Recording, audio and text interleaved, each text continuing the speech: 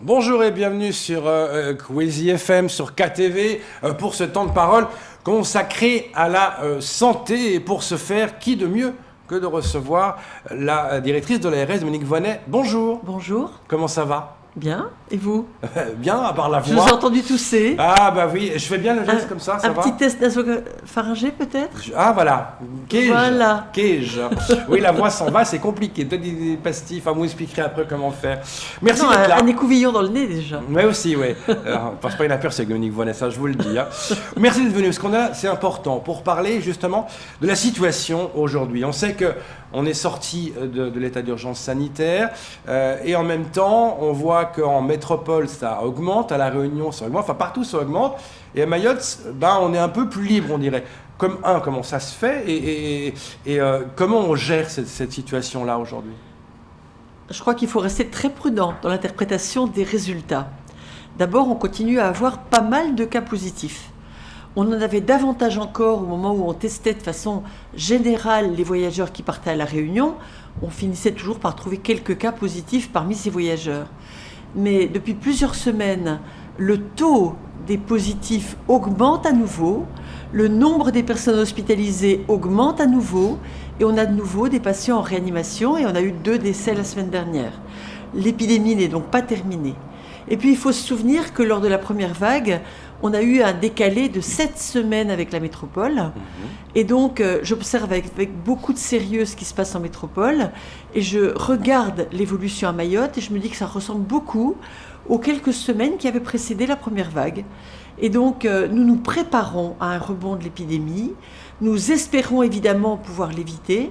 Mais tous les ingrédients sont sur la table pour nous préparer à ce rebond.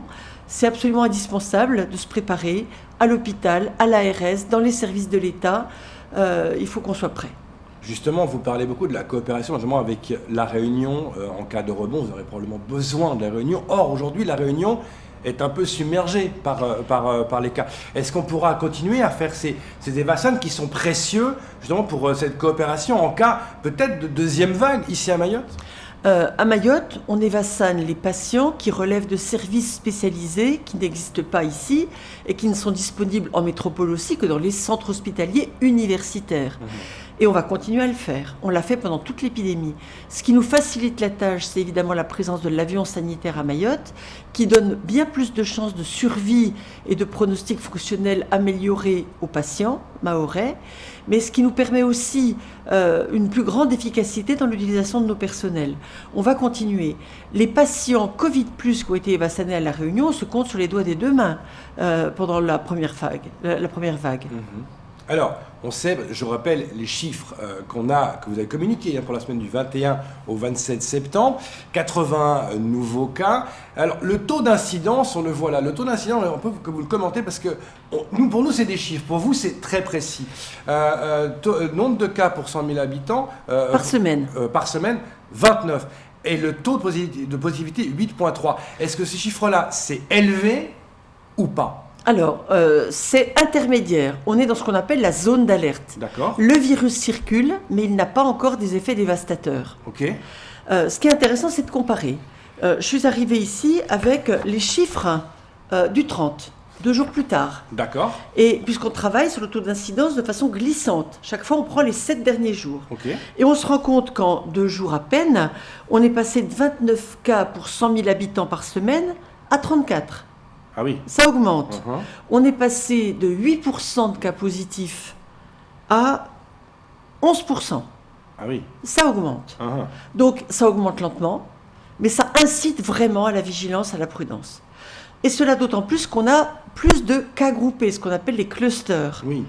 On a des clusters familiaux, après une réunion de famille ou un mariage ou autre. On a des clusters professionnels, on en a eu dans la gendarmerie, chez les pompiers, à l'école d'infirmières, on en a en ce moment au rectorat. Et donc, ça incite vraiment à rappeler l'importance des gestes barrières. Partout où il y a un cluster, ça veut dire qu'on a baissé les bras sur le respect des gestes barrières, pas forcément parce qu'on est désinvolte, pas forcément parce qu'on s'en fiche, mais parfois aussi parce qu'on est confiné dans une pièce sans fenêtre, comme ce studio par par exemple, exemple, ou parce qu'on est dans un vestiaire d'un équipement sportif ou autre. Voilà, donc les conditions ne sont pas toujours optimales. Et donc ce qui est nécessaire actuellement, c'est à la fois de nous préparer au rebond de l'épidémie, mais aussi de continuer à vivre avec le virus. Vous avez bien vu ce qui se passe en métropole. Personne n'accepterait à nouveau un confinement généralisé. On aurait les pires difficultés à le faire respecter. Et en plus, c'est dévastateur sur le plan de l'économie. Et donc, ce qu'on va essayer de faire, c'est de mettre en place toutes les mesures de protection qui vont permettre de continuer à vivre. De continuer à vivre en famille, de continuer à vivre au travail, de continuer à vivre dans ses loisirs et avec ses amis. Aujourd'hui, beaucoup de situations dans lesquelles on a des clusters relèvent quand même de l'imprudence ou d'une sensation peut-être trop hâtive du fait que l'épidémie serait presque terminée, ce qui n'est pas le cas. Alors qu'on a oui, c'est ça, on dit ouais c'est bon, on est dehors, puis les gens en ont marre peut-être aussi de toute cette... c'est pesant de faire tout ça, et pourtant, évidemment, on est face à un ennemi invisible quelque part. Mais j'aimerais revenir sur les gestes barrières. L'un des gestes barrières importants, c'est se laver les mains, on est d'accord. Aujourd'hui, le problème, c'est qu'il y a ces fameuses coupures d'eau qui reviennent. On risque d'être en manque d'eau. Comment on fait pour lutter contre le Covid alors qu'on tend à ces coupures d'eau, peut-être pendant 24 heures? C'est aussi on entend ça aussi. Comment on peut faire ça? Alors, vous aurez noté que pour une partie de la population, les coupures d'eau, c'est tous les jours de l'année. Hein. Ouais. Il y a une partie importante de la population de Mayotte qui n'a pas accès à l'eau courante.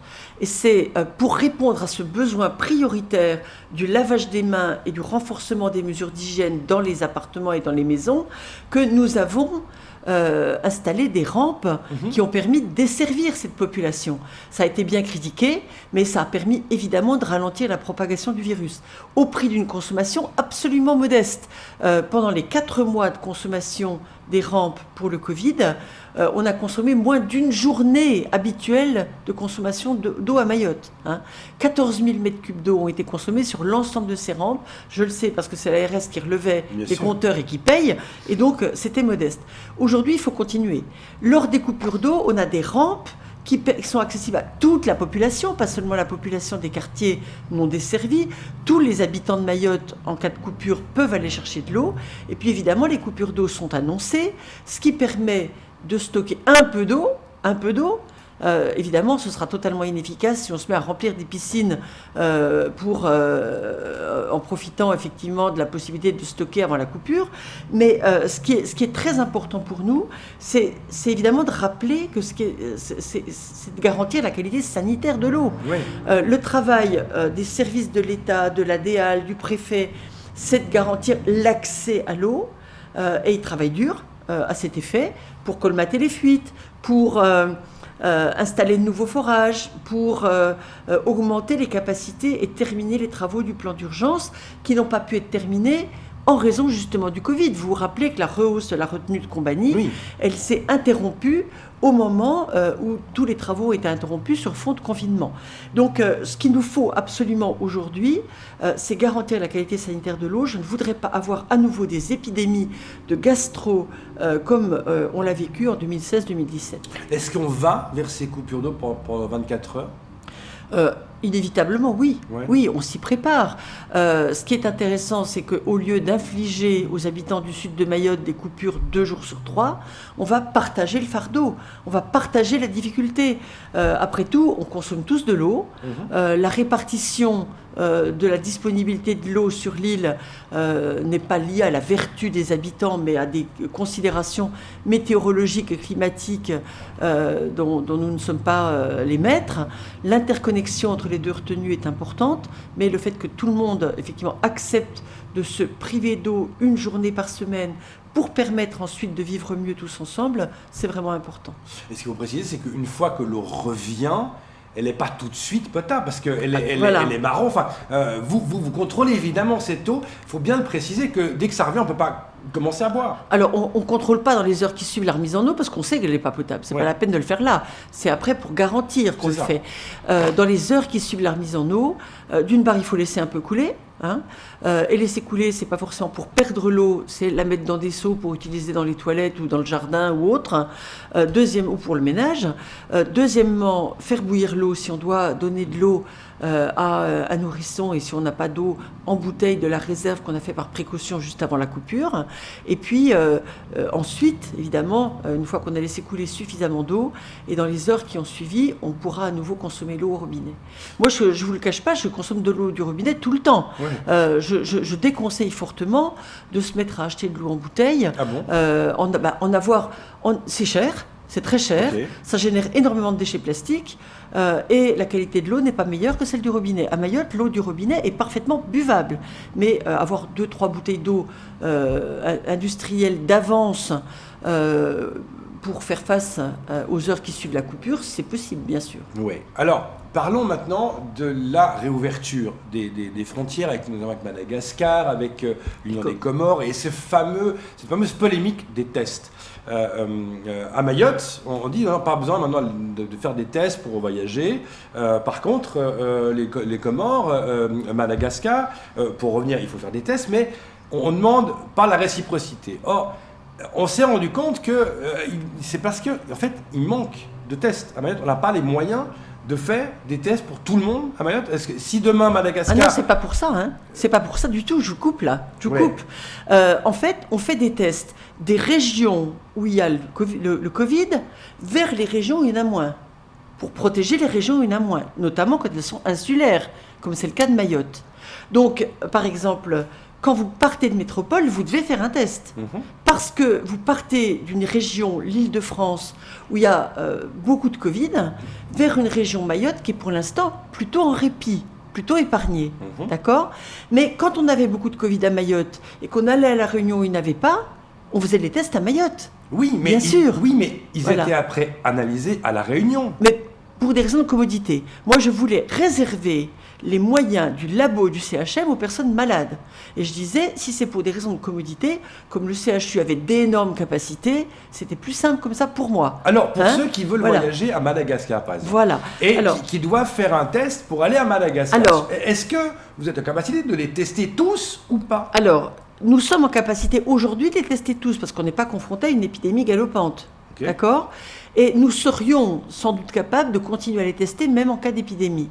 Mais la compagnie, qui d'ailleurs prétend m'avoir contacté, ce qui est faux, je n'ai pas eu le patron des Réois au téléphone ou en visuel, et il ne m'a pas envoyé de message. Je ne sais pas qui l'a contacté à l'ARS. Sans doute quelqu'un dans les services, mais qui n'était pas en situation d'autorité et de décision. Le patron des Réois ne fera certainement pas voler son avion avec des passagers qui iraient à Madagascar s'il doit revenir à vide. Or, le problème, c'est le retour. Est-ce que nous avons des capacités d'analyse à Nosy-Bé ? Non. Est-ce que nous avons des capacités d'analyse à Majinga ? Non. Si on nous garantit qu'on a des capacités de test au départ des vols à Madagascar, je vais dire oui. Le gouvernement dit oui. Le gouvernement de Madagascar, en tout cas, dit on est en capacité de tester tout le monde. Ils le disent. Sauf que, oui, sur la Grande Île. Sur la Grande Île. Nosy-Bé, je ne suis pas totalement certaine. Peut-être qu'il y a une petite capacité de test. Majinga, je suis sûre qu'il n'y en a pas. Si une personne qui, effectivement, doit prendre l'avion à Majinga, doit aller à Tananarive pour se faire tester, elle aura du mal à respecter les 72 heures aller-retour de délai de test. Mais bon, c'est des détails qu'il va falloir régler, et ça ne se fait pas Bien sûr. sur l'antenne de Kwezi. Par contre, nous sommes en discussion avec le gouvernement malgache pour voir quelles sont leurs capacités réelles de test. On sait que l'Institut Pasteur est présent et qu'il fait du très bon travail, mais ces capacités ne sont pas délocalisées dans les différentes villes qui pourraient constituer des points d'arrivée des avions d'EWA. Pour les Comores, oui. On sait qu'il y a des capacités de test à Moroni et qu'il n'y en a pas en Jouan. Donc, ce qui va nous aider, parce que moi, je ne suis pas là pour bloquer les choses, je suis là pour aider et pour faciliter la vie des Mahorais qui souhaitent voyager et des personnes qui sont parfois bloquées depuis des semaines ou voire des mois à Madagascar ou aux Comores. Ce qui va peut-être nous aider, c'est l'arrivée des tests antigéniques. Ces tests sont des tests qui se font aussi avec un écouvillon dans le nez, comme pour les tests PCR, mais leur lecture est beaucoup plus rapide et demande moins de compétences médicales que la lecture des tests PCR. Et donc, nous espérons pouvoir aider nos partenaires à Madagascar et aux Comores. On va recevoir beaucoup de tests antigéniques achetés par le gouvernement français à Mayotte dès la semaine prochaine. Ah oui. Nous sommes en train de travailler sur la philosophie d'utilisation de ces tests parce que pour l'instant, leur sensibilité n'est pas aussi bonne que celle des tests qui sont faits avec la technique fiable, PCR. On n'est pas certain. Donc il y a des dernières vérifications au cours d'une expérimentation qui est menée en Île-de-France qui vont nous apporter les réponses qui nous manquent. Si c'est possible de le faire, on aidera volontiers nos homologues des Comores ou de Madagascar à avoir accès à ces tests antigéniques et à tester leurs passagers avant le voyage. Par rapport à ces tests-là, mais les tests de maintenant, normaux, est-ce que vous dites, pour l'instant, on ne peut pas, on n'en a pas assez, ou vous dites, non, on regarde, vous n'êtes pas fermé à ça? Si, les tests de maintenant, on en a sans doute assez aujourd'hui pour tester les personnes qui partiraient de Mayotte vers Mada. Donc vous n'êtes pas en pénurie de tests. Vous savez, on teste les étrangers en situation irrégulière qui sont raccompagnés aux Comores tous les jours. Et donc, les tests sont faits au CHM et on a assez de tests pour le faire. Est-ce qu'on teste assez à Mayotte? Parce qu'en métropole, le but, c'est de tester beaucoup. Le préfet l'avait dit, on veut aussi tester beaucoup. Vous l'avez dit aussi au début, qu'on veut tester beaucoup. Est-ce qu'on teste beaucoup aujourd'hui? Alors, on teste insuffisamment encore, tout simplement parce que, vous l'avez dit, les Mahorais en ont marre, ne se présentent pas spontanément pour se faire tester, et parfois, quand ils sont positifs, ne sont pas enchantés d'avoir à s'isoler, d'avoir à signaler leur cas contact, d'avoir à arrêter leur travail au prix parfois d'une petite perte de salaire, puisque il y a une période de carence qui est quand même pénalisante encore. Et donc, c'est une des difficultés. Mais on teste de plus en plus autour des cas groupés, autour des clusters. On teste évidemment toutes les personnes symptomatiques et on teste de façon systématique, sans ordonnance, les personnes qui se présentent dans les centres de prélèvement. Vous savez qu'on en a 6 quand même sur le territoire de l'île, un en petite terre, dans les centres médicaux de référence évidemment, et à l'hôpital ainsi qu'au laboratoire Troalen. C'est-à-dire que si moi par exemple là, je dis oh, je me sens pas bien, j'ai envie de me faire un test. Vous arrivez. Je peux aller au CHM? Oui, et vous allez être pris tout de suite. Vous allez bien sûr, bien sûr. Et ça pour n'importe qui. Et ça pour n'importe qui. Alors évidemment, on ne va pas devenir des maniaques des tests, donc on n'encourage pas les gens à les se faire tester toutes les semaines. Mais si vous vous sentez fatigué, si vous avez un peu de fièvre, si vous avez l'impression si vous avez été en contact avec quelqu'un qui est positif et que vous vous faites du souci pour vous-même, si vous êtes en contact avec une personne âgée, malade, si vous êtes vous-même diabétique, hypertendu, obèse, et que vous vous sentez un peu inquiet, vous pouvez bien sûr aller vous faire tester. Donc, pour résumer, parce que c'est bientôt la fin, vous pensez que cette seconde vague va arriver? Elle va arriver, on n'en connaît ni l'ampleur, ni la gravité, ni le délai. Oui, c'est ça. Vous avez dit, parce qu'au début, vous avez dit qu'on avait 7 semaines à peu près de décalage. La première fois. La première fois. Est-ce que vous pensez que ce sera le même décalage ou là, on est plutôt à l'aveugle? Parce qu'il a un peu muté, ce virus. Alors, non, il n'a pas muté. Les scientifiques... Mais il y a des rumeurs sur les réseaux sociaux qui disent qu'il a muté, mais les scientifiques disent qu'il n'a pas muté. En revanche, on connaît mal l'impact de la première vague sur l'immunité des habitants. C'est-à-dire qu'on sait bien qu'on a diagnostiqué des personnes qui étaient symptomatiques, qu'on est passé à côté de beaucoup de personnes qui ont eu le Covid sans même le voir. Et donc, ces personnes-là, qui sont sans doute immunisées, vont peut-être nous protéger de la gravité d'une deuxième vague. La fameuse immunité collective. C'est ça. Et cela d'autant plus... Alors, l'immunité collective, elle n'est pas acquise, pas du tout. Mais on sait qu'on a moins de personnes âgées dans la population à Mayotte qu'ailleurs, puisqu'on n'a que 4% de plus de 60 ans. On a peut-être moins de personnes très âgées, très fragiles, qui sont les victimes désignées du Covid. Et donc, il est possible que cette deuxième vague ne nous fera pas aussi durement que la première, mais c'est des spéculations. Oui, vous savez rien, en fait. C'est des spéculations, on ne sait pas. On se prépare. Comme il faut se préparer, est-ce qu'au niveau du CHM, au niveau du personnel, il y a assez de monde? Alors, on a le matériel. On a tiré toutes les leçons de la première vague et on ne perdra pas de temps à s'organiser dès qu'on aura besoin de monter en puissance au niveau des urgences, de la médecine, de l'AREA.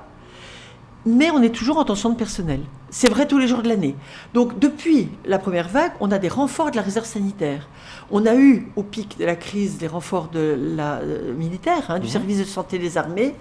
Et il est probable qu'on devra appeler à l'aide à nouveau, parce que nos équipes de réanimateurs et d'urgentistes qui sont extrêmement compétents et auxquels je fais totalement confiance, sont vraiment sous tension sur le plan des effectifs.